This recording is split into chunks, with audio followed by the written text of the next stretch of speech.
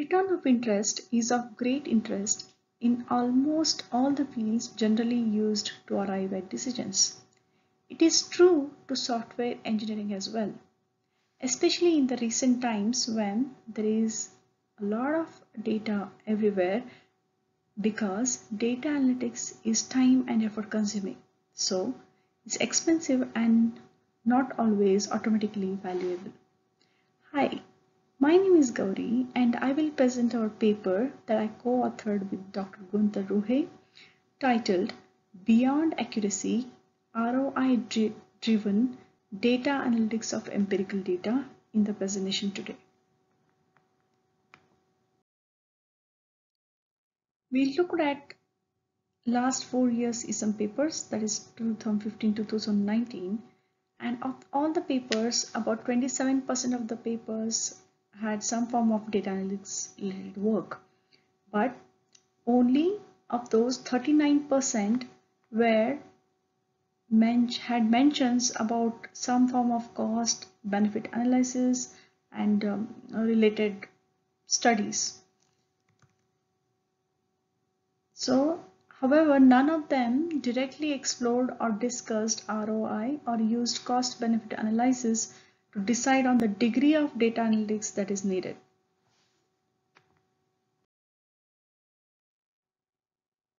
So what is data analytics in general? What does it include? It includes a lot of components such as data collection, data pre-processing, labeling, modeling and evaluation, which are in fact effort and human resource intensive, just like software engineering. If we were to look at the ROI technological usage curve, it would look something like this. With increase in benefit, the cost increases. However, it hits a plateau beyond certain point. That is, with increasing cost, it's not necessary that the benefit increase. In fact, what it shows is there is some phase where increase in benefit, the curve cost benefit reaches saturation. So beyond that point, further investment does not pay off. We contemplate that similar behavior holds true for applying data analytics. Thus, we hypothesize that ROI-driven data analytics helps to determine the break-even point of investment and thus optimizes resources spent in this process. So our research question is, what are the benefits of ROI-driven data analytics?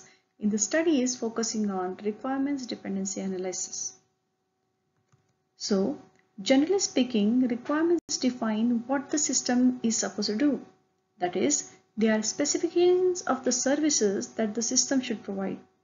For example, we could assume the various shapes here as explicitly defined requirements for our software.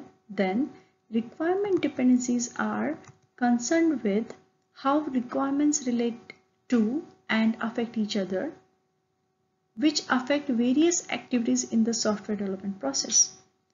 While there could be some which are totally independent and have no dependency with others.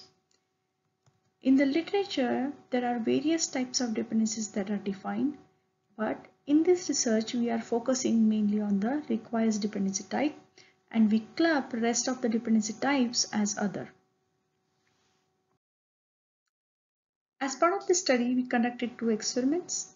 In the first one, we compared BERT, which is a state-of-the-art now language modeling technique, which has been successful for a lot of natural language tasks, with naive-bayes and random forest.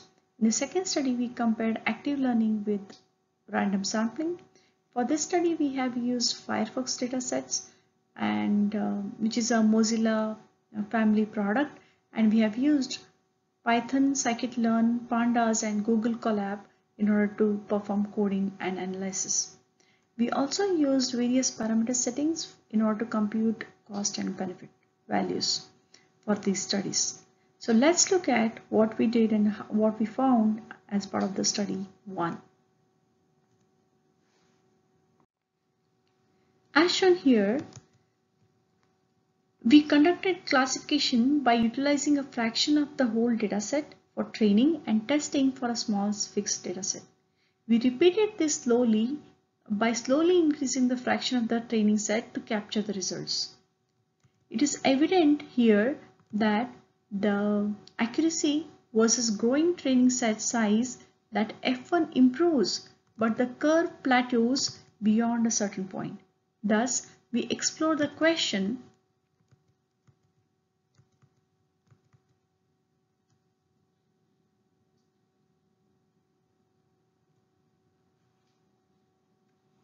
how does fine-tune compare with traditional algorithms on an economical scale? In order to do that, we computed cost and benefit based on these two equations. And the results were very interesting. As shown here, in the results for random forest with increasing size, the accuracy was growing. However, ROI came crashing down beyond 20% training set size, which shows that the learning could be stopped at 20% training set. While for fine-tuned BERT, which achieved the same accuracy at 40% of the training set and showed that with training set sizes of at least 40% of the size of the whole set, it performed better than random forest in terms of both accuracy and benefit. So let's look at what happened with second study.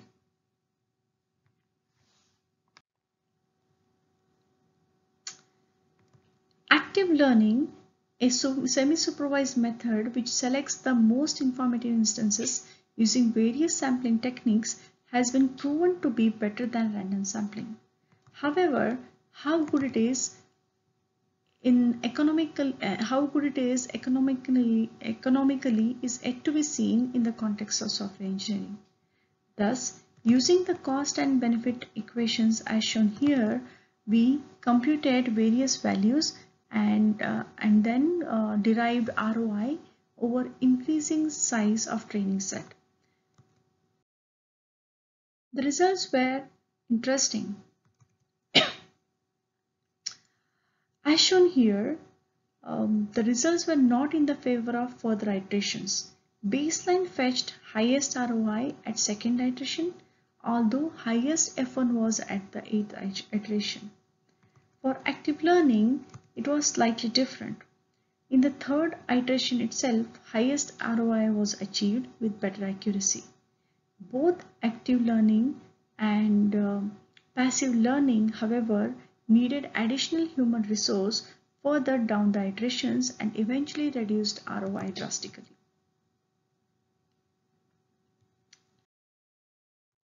So, in conclusion, results from these experiments showed that the value added due to increased accuracy is not justifiable by the additional efforts needed in achieving it.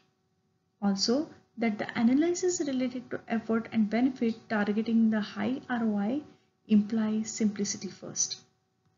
So in the future, it is essential to investigate the investment beyond just the accuracy, and to make this agenda successful, it is important to look at various other aspects such as economical, business and social impact, and just not the technical aspects.